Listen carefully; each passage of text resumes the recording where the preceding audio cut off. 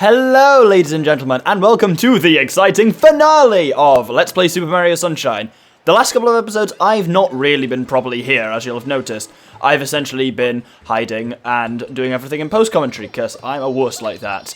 But I'm back now for the final episode, and because we pretty much got everything. I say pretty much because we're not actually finished yet. If you look at the visualizer, you'll see we are essentially missing, well, there's all the various shines I need to trade my blue coins in for, but we're actually missing one blue coin, and it's not here. I'm not doing this because I am indirectly, but I will explain what I'm doing shortly.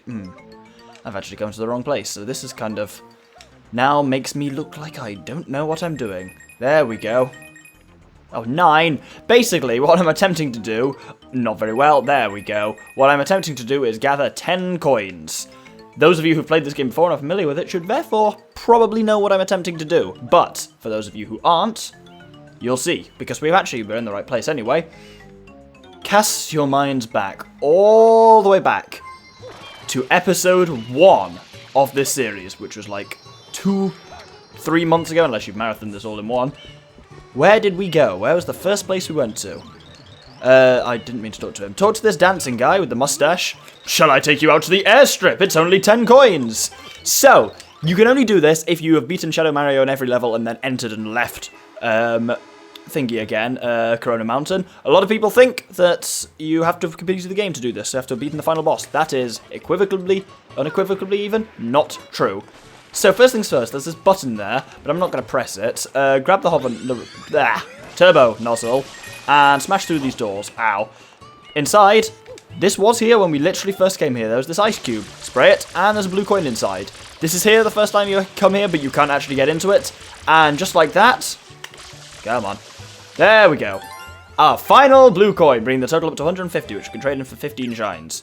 But the very mathematically talented among you will notice that we're still trading those 150 blue coins for 15 shines. That puts our total on 118. We get one for beating the final boss, which brings us up to 119, but there are 120.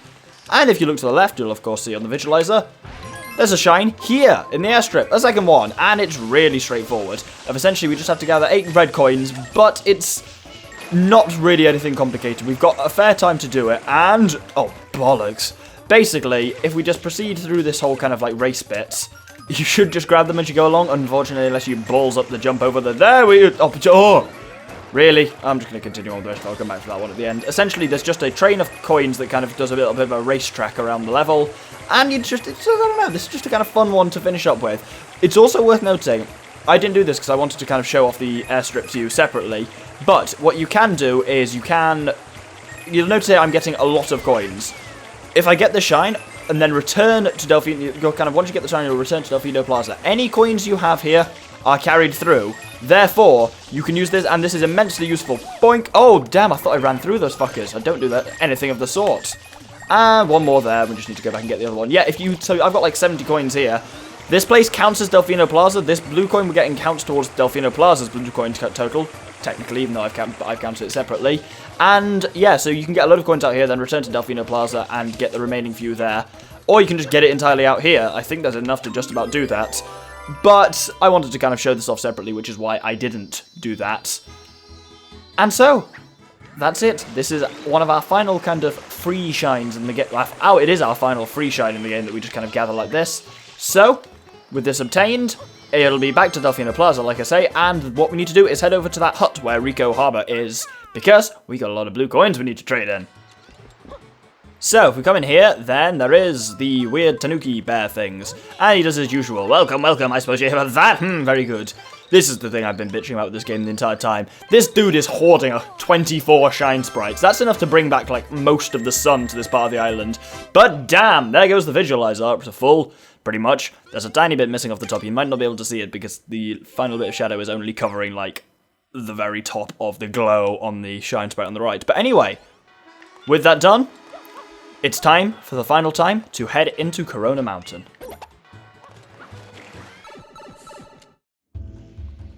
Now, Corona Mountain is, of course, the same as when we were in it last time, but that was a while ago, so I guess I will go through it for you from the start anyway. So there's the spike traps and there's the fire traps, but generally hovering is enough to avoid both of those kind of traps. They give you the 1-up really early on, so like as long as you make it at least that far each time, you won't get a game over here, which is nice. But I have about 30 lives because obviously whenever you get 50 coins, you get a 1-up, and I did all 8 of the 100 coin shines, so that's like 16 right there. And I gathered a few coins by accident just while going along doing the blue coins. So I hope you guys liked the kind of post-commentary episodes. It's a strange thing to do, and it's very much not me, because my kind of whole style that I pride myself on is my kind of spontaneous, spontaneous impromptu stuff, I was gonna say. I only really have one issue with Corona Mountain, and that's actually not the kind of difficulty. The difficulty I think they got just about right, because it's probably the hardest part in the game for which you actually have flood, so it's a nice kind of balance, whereas usually the game kind of ramps up the difficulty by taking away flood, but I like that kind of doesn't do this. No, my issue I have with Corona Mountain is the music. I think it's really crap. It's just kind of, it doesn't really go anywhere, and it's got a kind of, there's something I don't really like about that beat, the do kind of thing. Oh, and there's this bit as well. I don't hate this bit. It's good game design. I'm just shit at it. I'll just cut straight to being over on that rocket platform again. In case you needed a refresher as well, remember that my pro tip for maneuvering the mud boat is to only use flood in like little blasts. It just gives you a lot more time to correct, whereas if you're kind of like giving it a proper like long squirt and you've fucked it up, which I almost have done here, chances are you might go flying off into something, whereas this way you can kind of just give it gentle little pushes. It's all about tiny adjustments more than actually trying to push yourself towards the target in any way, because the boat handles really weirdly, so that's going to crash into there, but oh well. So, last time this is where we ended. We kind of gathered the 10 blue coins here, which I'm glad we don't have to do again, but now we've got the rocket nozzle, and our goal is so to kind of pursue not Shadow Mario, Baby Bowser essentially. It's right up to the top of these, because if you remember, just a quick fill-in on the plot, because it's been a while, he has of course got Peach and is up here being a bastard. Fun thing about this section, between going up through the clouds, I used to struggle with this so much when I was a kid, because I just couldn't get the 3D-ness of the rocket nozzle, but it's really easy. We're basically there. There's that, and then underneath this is the dark cloud. Oh dear, that was levels and 4 swords. Where am I? There we go, we're okay. And boosh! The water's great, hey, Junior? Sure is, Papa. Come on in, Mama Peach. I think not. Mario! You again? Don't you ever give up? Mario! How dare you disturb my family vacation? And just like that, we've come across the joy that is Bowser's voice acting on this. Fans hate it. But I don't mind it, actually. Like, everyone... Well, hold on a sec. Firstly, how we fight it is using the rocket nozzle. Do a super atomic ground pound on these kind of spokes. Each one will start to crumble. When it does, make sure you rocket jump back up onto the normal one. And then continue like that. There's 5 of them, and it's fairly straightforward. But yeah, whatever people say about the kind of voice acting in this game, I think it sounds about right. Kind of... Mario Bros. As a whole has a very kind of like cartoony, not realistic feeling. Therefore, if I was to picture how any of the... Oh no! If we picture how any of these characters sound, they're pretty much spot on, I think. Oh, ow, ow, ow, ow, ow. Also, fun fact, the person who voices Peach in this is the same person who voices Cortana in the Halo series as Jen Taylor. She doesn't voice Peach anymore, but she used to. But yeah, like, you can make it back onto this platform relatively easy enough. Occasionally, yeah, Bowser will do that annoying thing where he sprays in front of you, and you've got to... Nope, I missed him. Basically, if you spray his face with water, then he'll stop breathing fire. At first, he only sprays... Oh, Jesus, that's doing a lot of damage to me. Occasionally, Bowser, Mini Bowser, like... Mini Bowser? Bowser Jr. even. Gotta get all these various things right. If he sprays bullet bills at me... Okay, that didn't work. Oh, there we... Oh, no, it's only had water in it. Usually, I thought they dropped coins for actually healing, because I'm actually not that far away from death. Like, one more good wallop and I'll die. But also, one more good wallop and he'll die. So, oh no. Does a one-up mushroom heal my health? Oh, we're never going to find out. We're falling. Woo-hoo-hoo! Oh, that was awesome. Oh no, goop! I've never been killed by the goop before. Usually I fall off on that section. Well, let's try that again. That's what we can do. If we hit him in the nose there, it kind of momentarily stuns him and stops his fire blast. But yeah, I struggled with this a lot as a kid because, like I was talking about with the Cloud's bit, I really just sucked at the rocket nozzle, and controlling Mario in midair and stuff like that I just found really difficult, whereas like, since then obviously my 3D platforming skills have got a lot better. I've noticed, if you look at some of the footage I took on the kind of blue coin things, my 3D platforming's got better over the course of this LP. But anyway, oh damn it, one more good hit and he should go down. 3, 2, 1, wallop!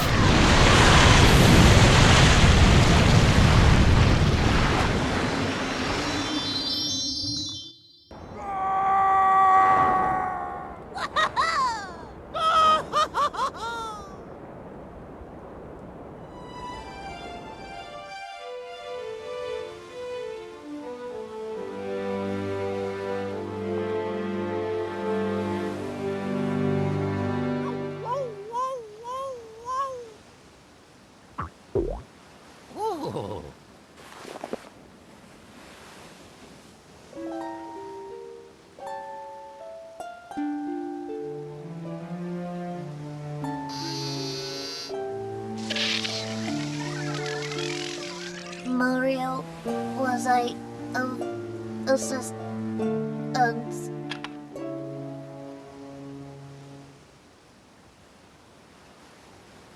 Mario, look.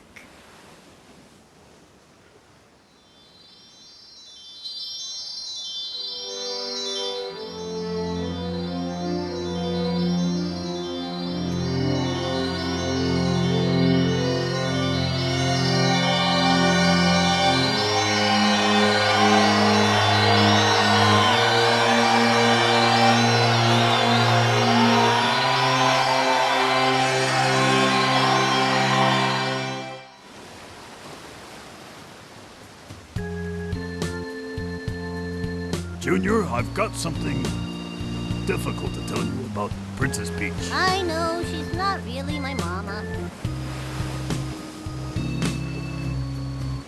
Someday, when I'm bigger,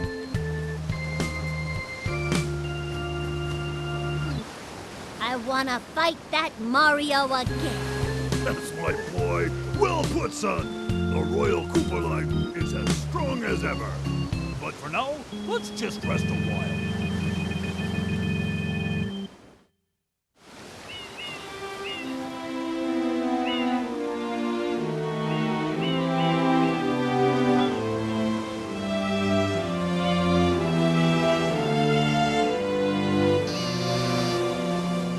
The vacation starts now.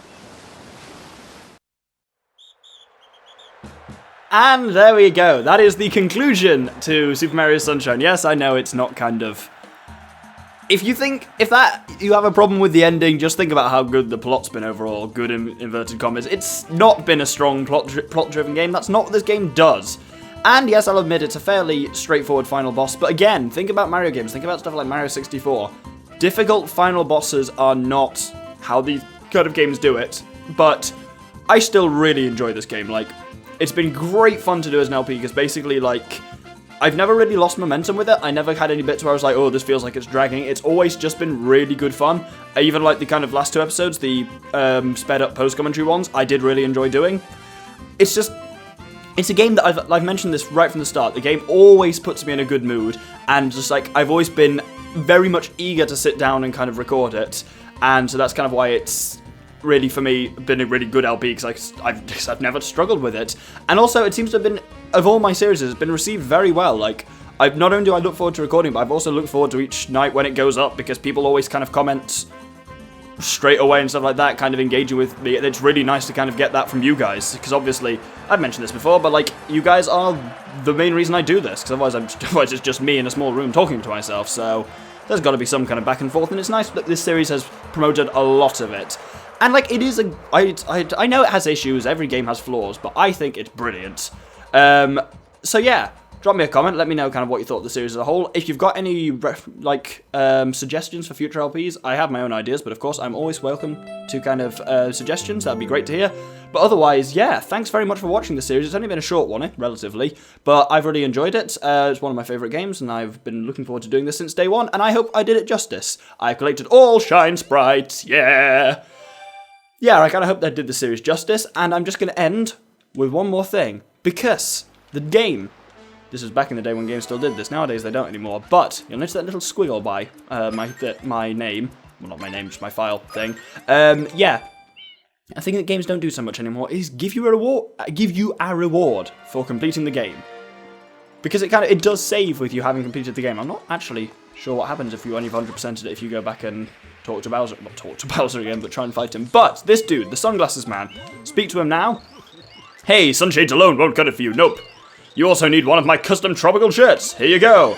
Hey! And there you go. Your kind of reward for 100%ing the game is you get a sweet Hawaiian shine shirt thing. And that's a great point to end. So thanks to if you've watched this episode, and if you were a fan of the whole series, thanks very much. Your support does mean a lot to me. I will drop a trailer, as I always do at the end of this, for kind of the thing that's coming next. It's a game I'm extremely excited to play, another one of my all-time Nintendo favorites. So yeah, thanks for watching. I've been the Doctor with the Infamous Gentleman, and for one final time, this has been Let's Play Super Mario Sunshine. Thank you very much, and good day.